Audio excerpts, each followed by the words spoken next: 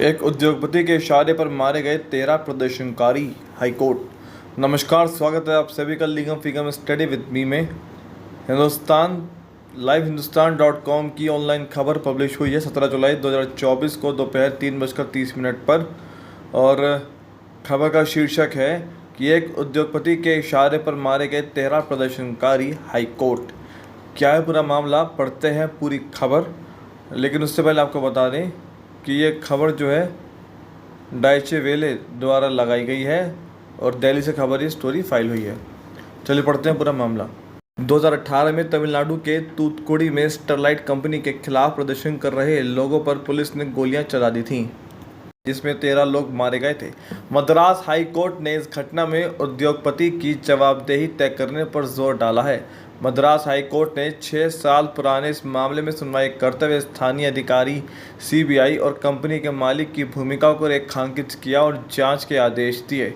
न्यायमूर्ति अरुणा जगदीशन की अध्यक्षता में एक आयोग ने इस मामले की जांच कर अपनी रिपोर्ट पेश की थी।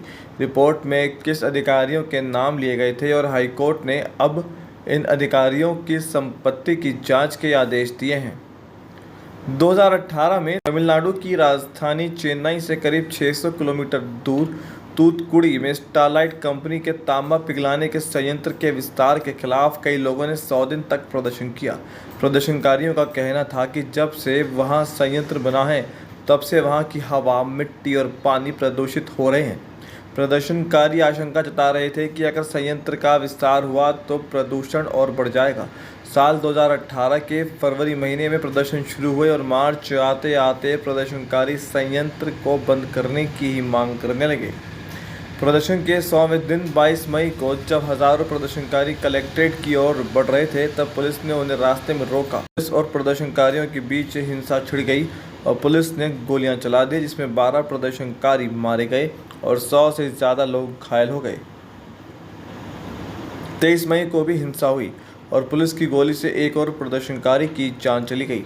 इस घटना की केवल भारत में ही नहीं बल्कि अंतर्राष्ट्रीय स्तर पर आलोचना हुई। संयुक्त राष्ट्र ने भी आलोचना की और ब्रिटेन में तो विपक्षी लेबर पार्टी ने स्टरलाइट की मालिकाना कंपनी वेदांता को लंदन स्टॉक एक्सचेंज से हटा देने की भी मांग की।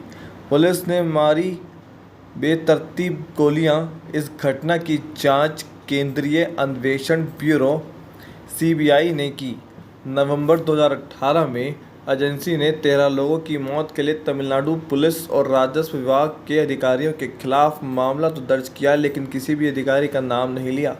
फिर पूरे मामले की विस्तृत जांच के लिए अरुणा जगदीशन आयोग का गठन किया गया।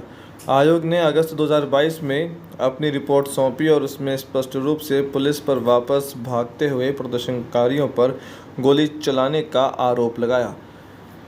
3000 पन्नों की इस चार्जशीट में तत्कालीन police inspector general, deputy inspector general, police अधीक्षक समेत कई शीर्ष पुलिस अधिकारियों को हिंसा का जिम्मेदार ठहराया गया। आयोग ने यह भी कहा कि पुलिसकर्मियों ने प्रदर्शनकारियों पर गोली नज़दीक से नहीं बल्कि दूर से चलाई और गोली चलाने से पहले कोई चेतावनी भी नहीं दी, जबकि पुलिसकर्मियों की जान को कोई खतरा नहीं था। आयोग के मुताबिक पुलिस ने कमर और घुटने के नीचे निशाना लगाने के नियम का भी पालन नहीं किया, बेतरतीब गोलियां चलाईं। आयोग ने उस समय के जिला कलेक्टर की भूमिका की भी आलोचना की और कहा कि उन्होंने अपनी जिम्मेदारी त्याग दी, घोर लापरवाही की और गलत फैसले लिए।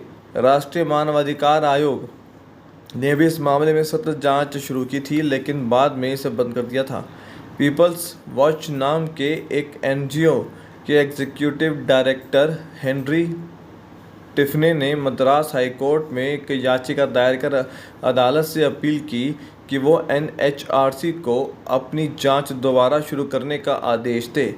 अधिकारियों और कंपनी मालिक की भूमिका इसी याचिका पर सुनवाई करते हुए न्यायमूर्ति एस सुंदर और न्यायमूर्ति एन सेंथिल कुमार की पीठ ने Tamil Nadu directorate of vigilance and anti corruption DVAC को आदेश दिया कि वो अरुणा जगदीशन आयोग की रिपोर्ट में नामित सभी अधिकारियों की संपत्ति की जांच करें। पीठ ने आदेश दिया कि इन सभी अधिकारियों, उनके पति पत्नी और करीबी रिश्तेदारों की इस घटना को 2 साल पहले से लेकर 2 साल बाद तक अर्जित की गई संपत्ति की जांच की जाए। साथ ही अदालत ने इस पूरे प्रकरण में स्टरलाइट कंपनी के मालिक की भी भूमिका को भी रेखांकित किया। मीडिया रिपोर्ट्स के मुताबिक पीठ ने कहा कि उसका मानना है कि फायरिंग एक पूर्व निर्धारित कदम था जिसे एक उद्योगपति के आदेश पर अंजाम दिया गया। पीठ ने बिना किसी का नाम लेते हुए कहा कि एक विशेष उद्योगपति प्रदर्शनकारियों को सबक सिखाना चाहता था और अधिकारियों ने इसे सुसाध्य बनाया। स्टरलाइट कॉपर भारतीय बहुराष्ट्रीय समूह वेदांता की कंपनी है। वेदांता के गैर कार्यपालक अध्यक्ष अनिल अग्रवाल और कार्यपालक अध्यक्ष उनके भाई नवीन अग्रवाल हैं।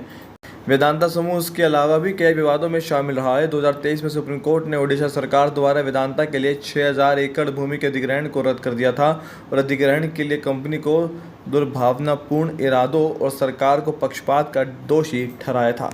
फिलहाल के लिए लीगम फिगम स्टडी विद मी में इतना ही।